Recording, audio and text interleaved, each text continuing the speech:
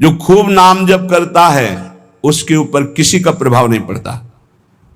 विपत्तियां, अशुभ विनायक, भूत प्रेत, पिशाच, यक्ष, राक्षस, किसी की ताकत नहीं। कुछ लोग कहते हैं कि आप कहते हैं कि प्रेत सताता नहीं है, तो क्या प्रेत योनि नहीं है? क्या है? योनियां हैं, पर ये उनके लिए है जिनका कर्म भोग उपस्थित हो गया है। जैसे सृष्टि में सांप है, पर सबको काट लेगा क्या? उसी को काटेगा जिसका संस्कार है, कर्म भोग है। ऐसे ही हर योनियां हैं। कोई हमें कष्ट तभी देगा जब हमारा प्रारब्ध कर्म आ जाएगा भोगने के लिए। उसको सहन करने की सामर्थ्य या मिटाने की सामर्थ्य भगवान नाम में है। विश्वास कीजिए, राधा वल्लभ भजत भज भली भली सब होए, जीते विनायक शुभ अशुभ विघ्न करे नहीं कोई। विघ्न करे नहीं कोई, डरे कलिकाल कष्ट भय, हरे सकल संताप हरस्य हरि नाम जपत जय। जिसके मुख में नाम चलता रहता है, जो अशुभ प्रारब्ध है वो भी बहुत क्षीण होकर प्राप्त होता है। जैसे हमने कई बार सत्संग में सुनाया कि काशी में एक बहुत नाम जापक युगल उपासक रहते थे।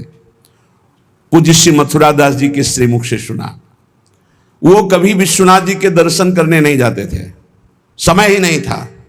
जो उपासक एकांतिक भजनानंदी है उसको समय ही नहीं होता अपने ठाकुर सेवा, अपनी दिनचर्या, तो उनको कभी ऐसा महसूस भी नहीं होता कि हम प्रभु से अलग है, क्योंकि प्रभु के नाम रूप लीला धाम में हर समय चित्त जुड़ा रहता है। तो काशी विश्वनाथ जी की जो सेवा के प्रधान थे वो बहुत बड़े ज्योतिषाचार्य थे। उनके मन में एक जलन हुई कि ये काशी में रहकर विश्वेश्वर विश्वनाथ के दर्शन करने नहीं आते और बड़े वैष्णव हैं, भगत हैं। तो वो समय के अनुसार तत्काल विचार करते थे। तो विचार किया उनके जीवन के विषय में, तो लिखा था कि परसों म्लेच्छ सेना आएगी और उनका सर्वनाश कर देगी। तो उनका हाँ, विश्वनाथ जी के दर्शन न करने से अशुभों का नाश नहीं होता, जरूर इनको अशुभ भोगना पड़ेगा। और वो नाम जापक थे, उनका प्रारब्ध था। उन्होंने ज्योतिष के द्वारा विचारा और परसों गए। जब वहां गए तो पूछा कि भगत जी कहाँ? बोले स्नान कर रहे हैं। बोले मध्याह्न में स्नान? बोले ये तो पता नहीं, पर स्नान कर रहे हैं। स्नान करके आए तो उन्होंने कहा मेरी ज्योतिष आज तक कभी गलत नहीं हुई। भगवान विश्वनाथ जी के वरदान से मुझे ज्योतिष का ज्ञान है, और 12 बजे आपके पास म्लेच्छ सेना आनी चाहिए थी आज, और वो आपका विनाश करने, तो वो आई नहीं। इसका मतलब मेरी ज्योतिष झूठी हो गई? बोले नहीं, आपकी ज्योतिष झूठी नहीं हुई, म्लेच्छ सेना आई थी। बोले यहां तो सब यथावत है। बोले प्रगट में नहीं आई। मैं जब भोग पधराकर प्रिया प्रीतम का ध्यान कर रहा था भोग का, उसी समय म्लेच्छ सेना मेरे ध्यान में आई और सब कुछ विनाश किया। फिर मेरा ध्यान टूटा, तो हमने सोचा चलो प्रगट में न सही, भाव में तो आई, तो इसीलिए स्नान करने गए थे, अब भोग उसारेंगे ठाकुर जी का। ये है ठाकुर सेवा और नाम जप का प्रभाव कि अशुभों को भाव में मिटा दिया, स्वप्न में मिटा दिया, या थोड़ा बारा कष्ट दे के मिटा दिया। नाम के बल मिटत भीषण अशुभ भाग्य विधान। भीषण अशुभ भाग्य का विधान नाम जप से मिट जाता है। नाम बल मानो लहित सुख सहज मन अनुमान। जैसा सुख चाहिए तुम्हें, जो सुख चाहिए तुम्हें, वो तुम्हें प्राप्त होगा, केवल नाम जब बढ़ाओ। जो इच्छा करी हो मन माही, हरि प्रसाद कछु दुर्लभ नाही। जैसे बाजार में आप जो चीज चाहो ले सकते हो, पर आपके पास रुपया होना चाहिए। ऐसे ही त्रिभुवन में जो चाहो प्राप्त कर सकते हो, आपके पास भजन बल होना चाहिए, नाम बल होना। नाम बल मानो लहित सुख सहज मन अनुमान। नाम टेरत टरत दारुण विपत्ति शोक महान साधन। नाम सम नहीं आन। नाम के बराबर कोई साधना नहीं। जो मानो हर समय नाम रटता रहता है, तो मन के इच्छा के अनुसार उसको भोगों की प्राप्ति हो जाती है। भोगों की प्राप्ति ना चाहे तो भगवत साक्षात्कार हो जाता है। भगवत साक्षात्कार भी ना चाहे तो अद्भुत प्रेम प्रकट हो जाता है। नाम का प्रभाव। नाम टेरत टरत दारुण विपत्ति शोक महान। कोई कितनी भी विपत्ति शोक में हो, खूब नाम जप करो, देखो हर विपत्ति कोहरे की तरह नष्ट हो जाएगी। जैसे सूर्य के उदय होते ही कोहरा सब विध्वंस हो जाता है, ऐसे ही नाम का जब प्रकाश उदय होगा हर दुख विपत्ति नष्ट हो जाएगी। आरत करी नर नारी ध्रुव सब रहे सुचि सहिदान, नाम के परताप ते जल पर तरे पाषाण। जिसने आर्त भाव से नाम जप किया हो, चाहे स्त्री हो, चाहे पुरुष हो, बालक हो, चाहे वृद्ध हो, ध्रुव माने परम सत्य, सब परम पवित्र हो गए और निहाल हो गए। जो भगवान नाम जप किए सब आनंद मस्त हो गए। अरे नाम ले ले करके जब नल नील ऐसे पत्थर रखते थे तो वो डूबे नहीं, नाम का प्रभाव, नाम मुख से लेकर के रखते थे। ऐसा कोई न समझे कि पाषाण पे नाम लिख करके रखते, नाम उच्चारण करते, जय श्री राम, और पत्थर रख दिया तो तरा नहीं, क्योंकि मुनि का आशीर्वाद और नाम का प्रताप। नाम बल सागर उलांघ्यो सहज ही हनुमान। हनुमान जी महाराज भगवान के चरणों का चिंतन करते हुए जय श्री राम पूरे समुद्र को लांघ गए। ये समुद्र से भी बढ़कर भव समुद्र है। अगर ठीक से नाम जप करो तो लांघना ही नहीं पड़ेगा, सूख जाएगा। नाम लेत भव सिंधु सुखाही, करहु विचार सुजन मन माही। नाम जितना जपोगे तो उसका प्रभाव होगा कि बहुत समुद्र सूख जाएगा, संसार से पार होना ही नहीं पड़ेगा, संपूर्ण संसार भगवत स्वरूप है ऐसा अनुभव में आ जाएगा। नाम बल संभव सकल जे, कछु असंभव जान। नाम देखो, बस मन लगाने के बाद एक बात मान जाओ, कुछ भी असंभव नहीं है, कुछ भी असंभव नहीं। नाम से सब कुछ प्राप्त हो जाएगा, सब कुछ। नाम का अपार प्रताप। 18-20 साल से किडनी फेल है, चल रहे हैं, जीवन चल रहा, जो दिनचर्या चाहिए वो दिनचर्या चल रही। असंभव, ये असंभव जो संभव शब्द में बदलता है वो नाम से केवल बदलता है। सच्ची मानिए, नाम बल संभव सकल जे, कछु असंभव जान। जो असंभव लगता है कैसा नहीं हो सकता, वो साफ संभव नाम बल से। अभी कैसे तुम्हें एक एक पल की घटना बताएं, जिस समय जो सेवा है उसी समय एक अपार बल आता है और सेवा करवा के चला जाता है। धन्य ते नर रहत जिनके, नाम रट की बान। पाप पुण्य प्रजारि बेहित, प्रबल पावक खान। होत छिन महाछार निकसत, नाम जान अजान। नाम की महिमा अमित को, सकै करी गुणगान। राम ते बड़ नाम जेहि बल बिकत, श्री भगवान। भगवान को खरीद सकते हो नाम जप से, बिकत श्री भगवान। नाम की महिमा अमित को, सकै करि गुणगान। राम न सकहि नाम गुण गाई, कहूं कहां लगी नाम बड़ाई। धन्य है वो उपासक जिसने प्रधानता नाम जप के लिए। तुम्हारा जीवन इस समय बिल्कुल तेजोमय होना चाहिए, अग्नि स्वरूप। तुम ब्रह्मचारी हो, बैरागी हो, भगवान नाम जाप में तुम कहां हैं? भजन में बैठे, अच्छा हृदय शीतल हो जाए। 2-3 घंटे आराम कर लिया, इसके बाद भजन में लगे हैं, निरंतर भजन में लगे हैं। धन्य, उनके आगे लग, धन्य ते नर रहत जिनके, नाम रट की बान। ये आदत पड़ गई है नाम जपने का, नाम कमाने का एक स्वभाव बन गया है। अधिक से अधिक जप करके नाम जप करना, उनके पाप और पुण्य दोनों नष्ट हो जाते हैं, क्योंकि पुण्य भी बंधन है, शुभ अशुभ दोनों बंधन है। दोनों को नाश कर देता है नाम रूपी अग्नि, और भगवत साक्षात्कार करा देता है। जो उपासक इस रहस्य को समझ गया वो इस कलिकाल में बहुत जल्दी भाव की प्राप्ति कर लेता है। कल केवल मल मूल मलीना, पाप पयो निधि जन मन मीना।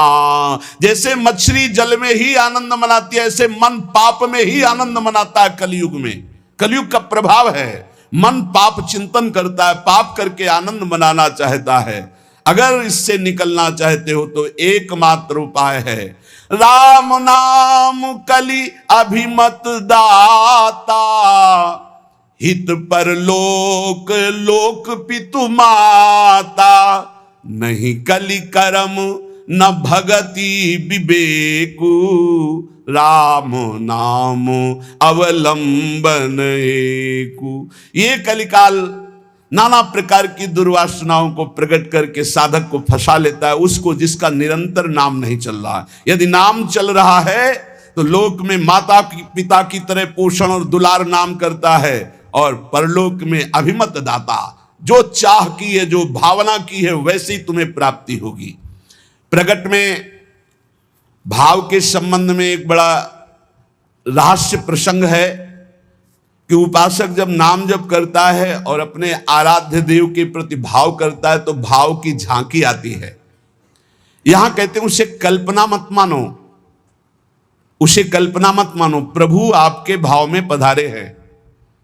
जितना आप भाव नाम के द्वारा प्रकट कर पाए हैं, ये भाव नाम के द्वारा होता है, ये कोई कल्पना नहीं होता। नाम जापक में ही भाव का प्रादुर्भाव होता है। जैसे आप श्यामा श्याम, तो आपके सामने जो श्यामा श्याम का रूप प्रकाशित हुआ, जितना आपने भजन किया है उसी के अनुसार वो प्रकाशित होगा। और आपका यदि भजन निरंतर चल रहा है और भाव गाढ़ है तो साक्षात श्यामा श्याम आपके सामने दिखाई देंगे। भाव का तात्पर्य है चिंतन। भावना करते करते रूप का सामने प्रादुर्भाव हो जाना।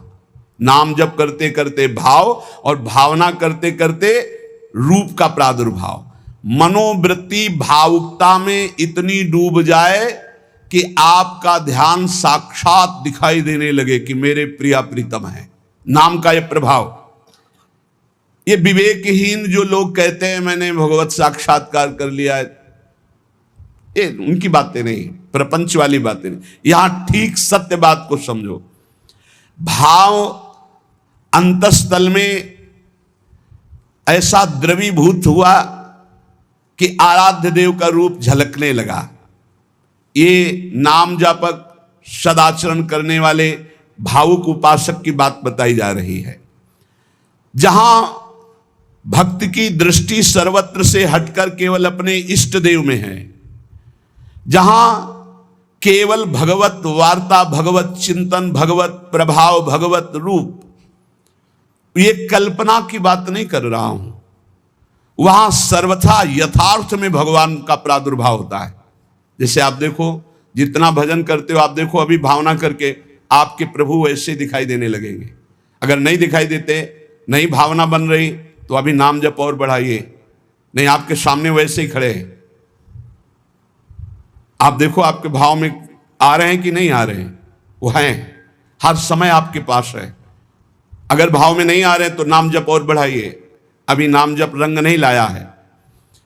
भावना जिस रूप की होती है उसे शास्त्रीय भाषा में ध्यान कहा जाता है। ये तभी परिपक्व माना जाता है। ध्यान की से सुनिएगा, आपको ध्यान में, भावना में अपने प्रभु को बोलते हुए दिखाई देगा। शब्द प्रभु आपका स्पर्श कर रहे हैं, आपको बिल्कुल ऐसा स्पर्श दिखाई देगा जैसे कोई प्रगट में स्पर्श करता है। रस, परमानंद स्वरूप प्रभु का रसास्वादन हो रहा है। और गंध, प्रभु के श्री अंग की गंध उसको अनुभव में है, सुगंध, अद्भुत सुगंध। इस ध्यान में ये भावुकता नहीं है, वो स्पर्श कर सकता है प्रभु के चरणारविंद। प्रगट में वो निरख सकता है प्रभु को, वो प्रभु का आलिंगन कर सकता है, वो प्रभु से संभाषण कर सकता है। यही बात कपिल भगवान ने कही श्रीमद् भागवत में कि मेरा जो अनन्य भक्त है वो मेरे को केवल देख ही नहीं, मेरे से संभाषण कर सकता है, मेरे से बातचीत कर सकता है। प्रभु का स्पर्श करके दिव्य पुलकावली, प्रभु के श्री अंग की दिव्य सौरभ हो, उसको गंध आ रही, सुगंध आ रही, वो प्रभु का स्पर्श कर रहा है, प्रभु उनका स्पर्श कर रहे, प्रभु से संभाषण कर रहा है, प्रभु उत्तर दे रहे हैं, ऐसा गाढ़ भाव में होता है। वो भावुक उपासक अपने आराध्य देव के चरण स्पर्श कर रहा है, आराध्य देव उसके मस्तक पर हाथ रख रहे हैं। ये सारी बातें परम सत्य, ऐसा नहीं कि केवल भावना है, केवल कोई कल्पना है, पर ये उन उपासकों की होती है जिनका भाव परिपक्व हो गया है, भाव सिद्ध हो गया है। वो मनोराज्य में नहीं विचरण करते, ये उनका मनोराज्य नहीं है, ये इनका भाव राज्य है। प्रभु उनसे जब शब्द कहते हैं तो उनकी श्रवणेंद्रिय शब्द सुनती है, नेत्र रूप देखते हैं, आंखें मुदी हुई है पर नेत्रेंद्रिय रूप देख रही, घ्राणेंद्रिय सुगंध ले रही, रसेंद्रिय रस का आस्वादन कर रही है। शब्द स्पर्श रूप रस गंध, इसका स्पष्ट अनुभव भाव में डूबे हुए महाभागवत को होता है। यह साधारण स्थिति नहीं है, ये बड़ी ऊंची स्थिति है भाव देश की। ये कल्याण स्वरूप उपासक जो हो चुका है उसकी स्थिति है, पर इसको बहुत ऊंची स्थिति मान के छोड़ नहीं देना है। अपने गौर से देखो, अपने आराध्य देव झलक रहे हैं कि नहीं? वो हैं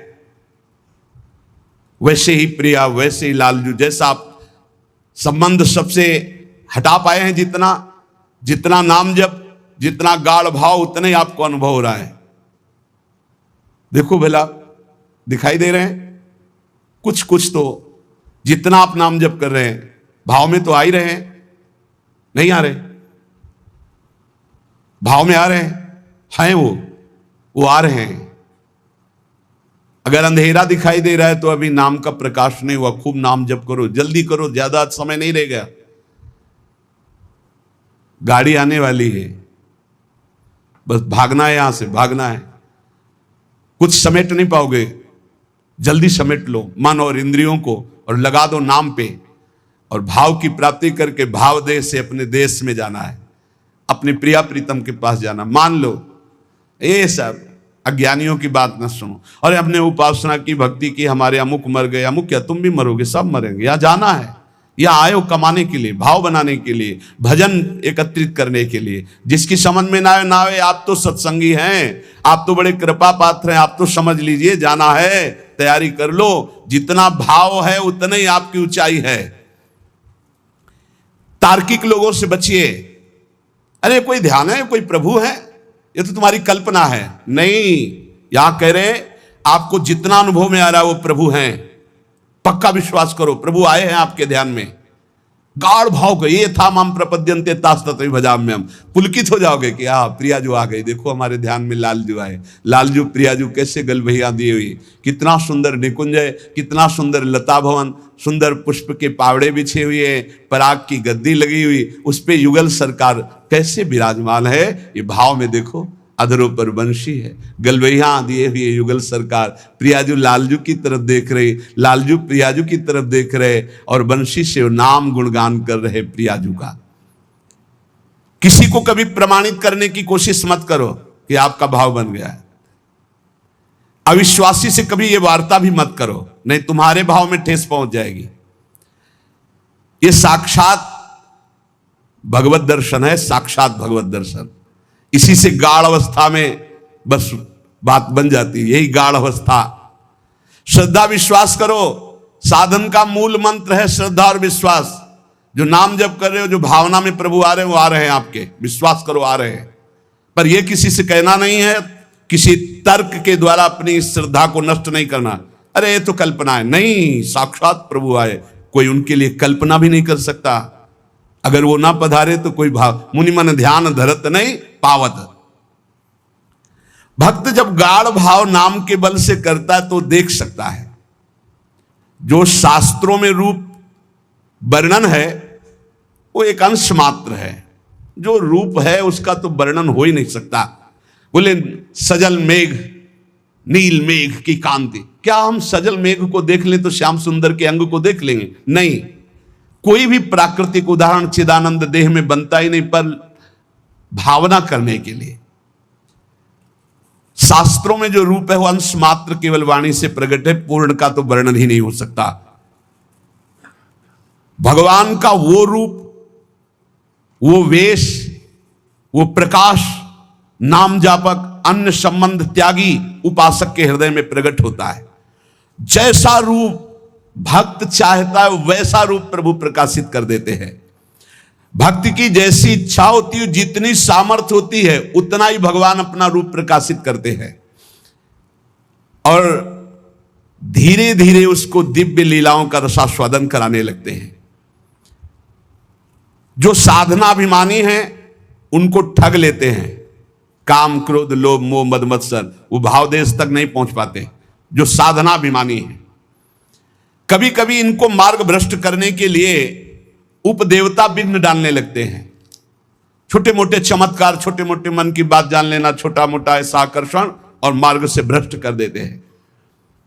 लेकिन ये उनकी बात है जो साधनाभिमानी है। जो कृपा पात्र जन है वो ना किसी से भयभीत होते हैं और ना कोई विघ्न उनके जीवन में डाल सकता है। मत चित्ता सर्वदुर्गाणि मत प्रसादात तरिष्यसि, भगवान कह रहे हैं मेरी कृपा से उनके सारे दोष नष्ट हो जाते हैं, मेरी कृपा से हर विघ्न से वो पार हो जाते हैं। मेरा भक्त आंख मूंद करके चले, मैं हाथ पकड़ कर चलाता हूं। कोई देवता, उपदेवता, कोई विघ्न विनायक किसी भी तरह का उपद्रव नहीं कर सकते उनकी साधना में। अनन्य श्री भगवान का ध्यान रखिएगा, साधनाभिमानी को भ्रष्ट होना पड़ेगा। अनन्य और निष्काम भाव से जो प्रियालाल की शरण में हैं, उनके योगक्षेम की जिम्मेवारी स्वयं भगवान लेते हैं। प्राप्ति की रक्षा करना, अप्राप्ति की प्राप्ति कराना उनकी जिम्मेवारी, इसलिए कोई भी विघ्न उसे परास्त नहीं कर सकता जो प्रभु का अनन्य है और उन्हीं से सारी कामनाएं हैं, प्रभु से ही। बड़े वेग से भगवान की तरफ आंख मूंद कर दौड़ता है, पर वो गिरता नहीं है, ना कोई गिरा सकता है उसको, क्योंकि आसपास ऐसे भगवान चलाते हैं भक्त को। जैसे छोटे बच्चे को मां इधर गिरे तो बाहु में, इधर गिरे तो अजान बाहु अभयद भुज दंड मूल, बड़ी मस्ती रहती, कोई विघ्न नहीं। अर्पित आत्मा